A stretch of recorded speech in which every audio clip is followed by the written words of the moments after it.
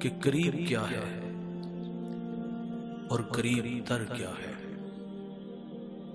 فرمایا قریب قیامت ہے اور جو اس سے بھی قریب تر ہے وہ موت ہے۔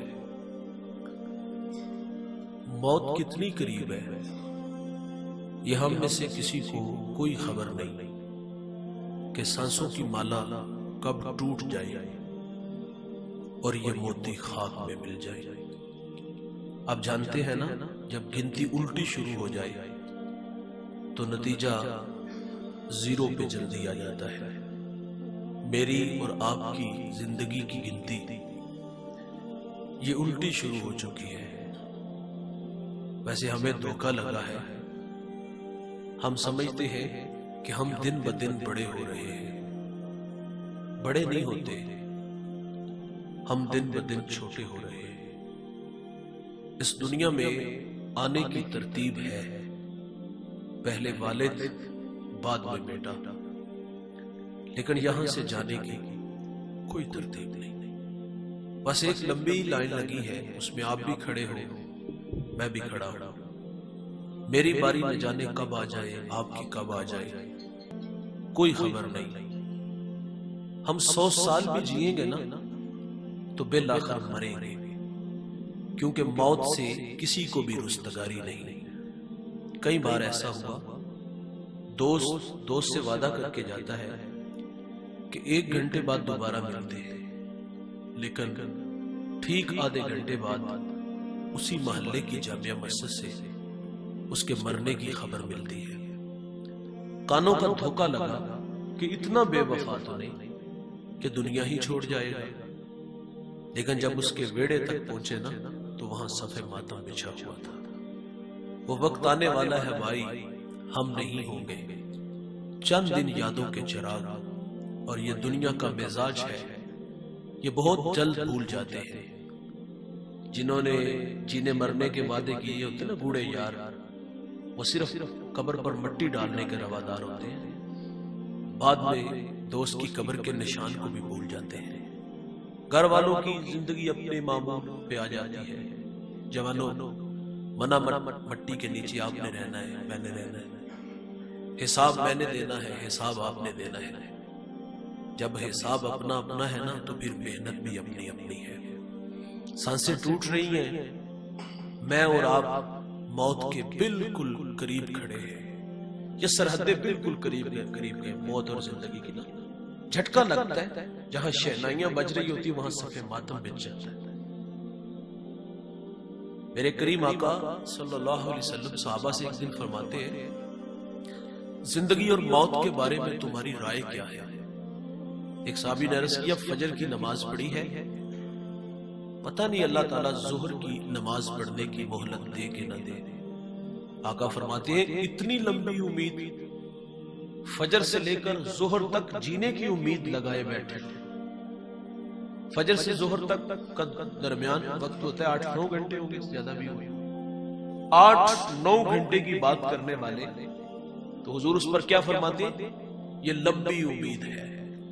اور آج ہم کسی کو آخرت کی بات کہیں نا تو لوگ کہتے ہیں، مولوی صاحب ابھی کندھوں پہ بڑی ذمہ داریاں ہیں، بچے سیانے ہوں گے، کاروبار ان کے کندھوں پہ ڈالیں گے، بیٹیوں کی شادیاں کرنی ہیں، پھر میں جانوں یا اللہ کا گھر جانے۔ تہجد کے وقت آیا کروں گا، مسجد میں جھاڑو بھی دوں گا، مسجد کی لیٹرینوں کی صفائی بھی کروں گا، فجر کی اذان پڑھوں گا۔ کرنا پھر کیا ہے؟ یہ کون کہہ رہا ہے؟ جو ایک سانس کا بھی مالک نہیں۔ اس بڑے اجتماع میں کوئی مجھے کھڑا ہو کے بتا سکتا ہے، کہہ سکتا ہے دعوے سے کہ میں اپنی مرضی سے سانس لیتا ہوں، مرضی سے سانس نیچے جاتا ہے؟ بھائی جان، کوئی خبر نہیں ہوتا یہ سانس جو اوپر گیا ہے نیچے آئے کہ نہ آئے، نیچے والا اوپر جائے کہ نہ جائے۔ فجر سے ظہر تک کی بات کی تو فرمایا لمبی امید ہے۔ ایک صحابی عرض کرتے، ظہر پڑی ہے، پتہ نہیں عصر نصیب ہو کہ نہ ہو، فرمایا لمبی امید ہے۔ ایک عرض کرتے، عصر پڑی ہے، مغرب نصیب ہو کہ نہ ہو۔ انہوں نے اس لیے کہا تھا اس میں وقت تھوڑا ہوتا ہے، فرمایا لمبی امید ہے۔ ایک صحابی کہتے ہیں، مغرب کی ایک رکعت پڑی ہے، پتہ نہیں دوسری نصیب ہو کہ نہ ہو۔ تو کریم آقا فرماتے صحابہ میں محمد تو کہتا ہوں کہ ایک طرف سلام پھیرا ہے، پتہ نہیں دوسری طرف سلام پھیرنے کی مہلت ملے گی نہ ملے۔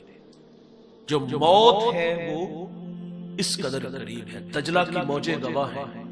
ایک بہت بڑا نام گزرے حضرت معروف کرخی رحمت اللہ علیہ، اب دجلہ کے بالکل قریب اپنے تلامذہ کے ساتھ تشریف فرما تھے، اہل علم کا حلقہ تھا، آپ نے وہاں بیٹھے بیٹھے تعلیم کے لیے تیمم کیا۔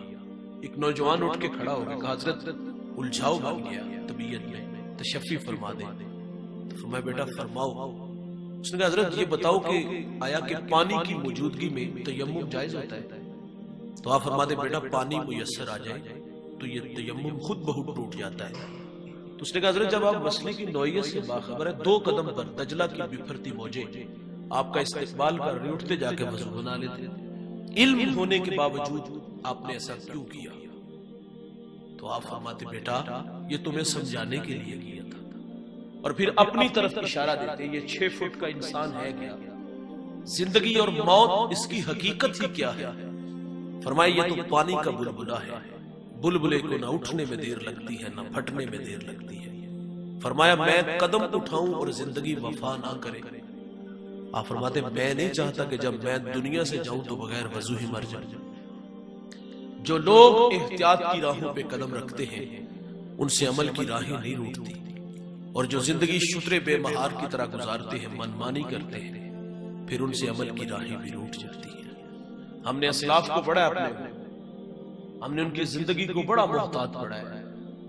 یار وہ لوگ جنہیں میرے رسول جنت کی بشارت دے، لیکن اس کے باوجود بھی وہ اپنی آخرت موت کے معاملے میں فکر مند پائے گئے۔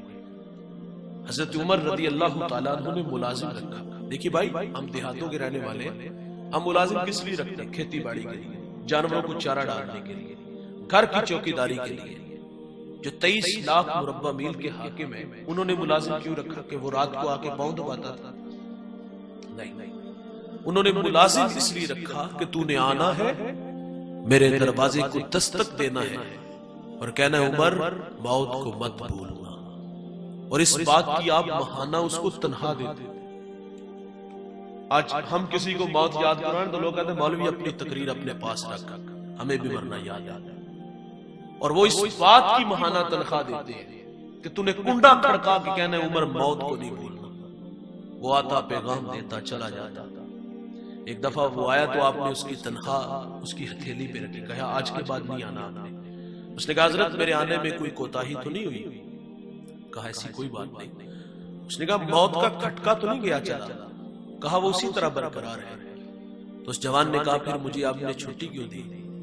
حضرت عمر رضی اللہ تعالیٰ عنہ داڑھی پکڑتے اور اس میں سے ایک سفید بال کو الگ کرتے ہیں۔ آپ فرماتے اب تو نے کیا موت یاد کروانی ہے؟ یہ سفید بال ہی مجھے چین نہیں لینے دیتا۔ یہ جو داڑھیوں میں سفید بال آتے نا بھائی جان، یہ موت کی نشانی ہے۔ یاداشت جب کمزور ہونا شروع ہو جائے نا، سمجھ لو موت کا وقت قریب آ گیا ہے۔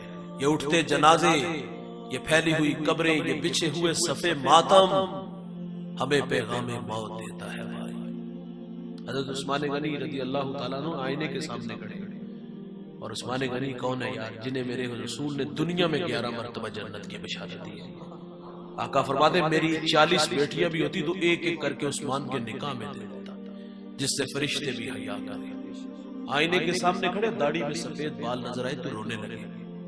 کسی نے کہا حضرت کیا ہوا؟ کہا موت کی نشانی آ گئی ہے، لیکن عثمان نے ابھی قبر کی تیاری نہیں کی۔ ہمارے تو پلے کچھ نہیں یار، معذرت سے ہم تو سال بعد مسجد میں آتے ہیں، ہماری محافل ہماری مجالس کہاں ہیں؟ اہل علم کے پاس بیٹھتے، بے رہروی کا شکار ہے یار۔ جو حضور کی صحبت میں رہنے والے ہیں اپنی آخرت کے معاملے میں کس قدر فکر مند پائے گئے۔ داڑھی میں ایک بال دیکھا تو رونے لگے، ایک بال۔ معذرت سے کہوں گا ہماری تو ساری داڑیاں سفید ہو جاتی ہیں، لیکن ہم عملے باز سے پھر بھی باز نہیں آتے۔ وہ میاں صاحب فرماتے ہڈیاں کھڑکن گوڑے کمبن اڑ گیا لک تیرا، ہجے بھی بدیوں باز نہ آیا جیو مرد لیرا۔ قبر میں ٹانگے ہیں، عملے بس سے پھر بھی باز نہیں آتے۔ بھائی جان تھوڑی سی زندگی ہے، دوبارہ کسی نے نہیں آنا۔ کوئی مجھے بتا سکتا ہے آپ کے گاؤں سے کچھ 100 سال پہلے کی بات کو آپ کے بوڑھوں نے سنائی ہو کہ فلاں ہمارا جاننے والا ہمارا رشتہ دار گیا اور دوبارہ پھر قبر سے اٹھ کے 50 سال زندگی گزار کے پھر گیا واپس؟ کوئی نہیں آیا، کسی نے نہیں آنا، آتا بھی نہیں ہے بھائی۔ چلے جانا ہے، مر جانا ہے، رب کے حضور حاضر ہونا ہے۔ تو یار یہ تھوڑی سی زندگی کیوں ہم غفلت میں گزارتے ہیں؟ اپنے رب کو منا لو یار، اپنے رب کی یاد سے اپنے دکھی دلوں کو جلا بخشو یار۔ یہ اتنا بڑا گھر اللہ کا بنایا ہے، یہ سجدوں کے لیے بنایا ہے۔ معذرت سے کہوں گا نماز کے وقت ایک صف بھی مکمل نہیں ہوتی ہوگی۔ یہ ساری بستی مسلمانوں کی ہے، یہاں بسنے والے مسلمان، ایک گھر میں 6 افراد ہیں، سب پہ نماز فرض ہے۔ کیا گھر میں بیٹیوں نے مصلے بچھائے؟ کیا حی علی الصلاۃ کی صدائے فضا میں گونجی؟ تو کیا ہم نے کام کاج چھوڑ کے خدا کو سجدہ کیا؟ نہیں کیا بھائی۔ آج وقت ہے، آج موقع ہے، وقت پہ جب انسان آنکھیں کھول لے گا تو خدا راہیں آسان کر دے گا۔ قریب موت ہے صاحب، اور اس موت کو ہم نے کئی بار لوگوں کی گردن دبوچتے دیکھا ہے، کئی گھر اجڑتے ہم نے دیکھے، جوانوں کی جوانیاں بکھرتی ہم نے دیکھی۔ غزالی لکھتے ہیں کبھی دنیا میں نظر دوڑاؤ تو تمہیں بوڑھے لوگ تھوڑے ملیں گے۔ کیوں؟ فرماتے بڑھاپے کو تھوڑے پہنچتے ہیں۔ مرنے والا یا تو بچپن میں یا پھر ان فوان شباب، ابھی جوانی کی دہلیز پہ قدم ہوتا ہے کہ اٹھا لیا جاتا ہے۔ ہم نے کتنے جوانوں کو اپنے کندھوں پہ اٹھا کے قبر میں اتار کے لیے۔ غزالی فرماتے قبرستان جایا کرو اور جا کے دیکھو کہ کتنے کتنے حسینوں کی مٹی خراب ہو رہی ہے، جو اپنے بدن پر چٹکی بھر مٹی رکھنا گوارا نہیں نہ کرتے تھے، آج منا من مٹی کے نیچے۔ اس مٹی کے نیچے ہم نے بھی جانا ہے۔ چند دن یاد رکھتے ہیں، اور یہ ہم نے خود اپنی آنکھوں سے دیکھا ہے، تھوڑے دن ہی یاد رکھتے ہیں، پھر اس کا نقشہ بھی ذہن میں نہیں آتا، وہ کیسا تھا، اس کی باتیں کیسی تھیں۔ قریب تر موت ہے۔ مجھے سادی کی وہ بات بڑی اچھی لگتی ہے۔ آپ فرماتے جب تو دنیا پہ آیا تھا نا تو روتا تھا، لوگ ہنستے تھے۔ بچہ جب دنیا میں آتا تو اس کے ساتھ ہمزاد شیطان بھی جنم لیتا ہے، بچے کی پسلیوں کو چھیڑتا ہے اور درد ہوتا ہے بچے کو، تو بچہ درد کی شدت کی وجہ سے روتا ہے۔ جب روتا ہے تو گھر والے خوش ہوتے ہیں کہ یہ زندہ ہے۔ بچہ روئے نا گھر والے پریشان ہو جاتے کہیں مردہ تو نہیں۔ آپ فرماتے ان سے بدلہ لے کے جانا ہے۔ فرمایا تو آیا تھا تو روتا تھا، یہ ہنستے تھے۔ فرمایا زندگی ایسی گزار کے جا کہ جب تو دنیا سے جائے تو ہنستا ہوا چلا جائے اور لوگ روتے ہوئے رہ جائے۔ لیکن معذرت سے بھائی ہم دنیا میں آئے بھی روتے ہوئے، اور جب دنیا سے جاتے ہیں تو پھر بھی روتے ہوئے چلے جاتے ہیں۔ قریب تر موت ہے بھائی، اس کو کبھی بھی نہ بھولیے گا۔ سائل کا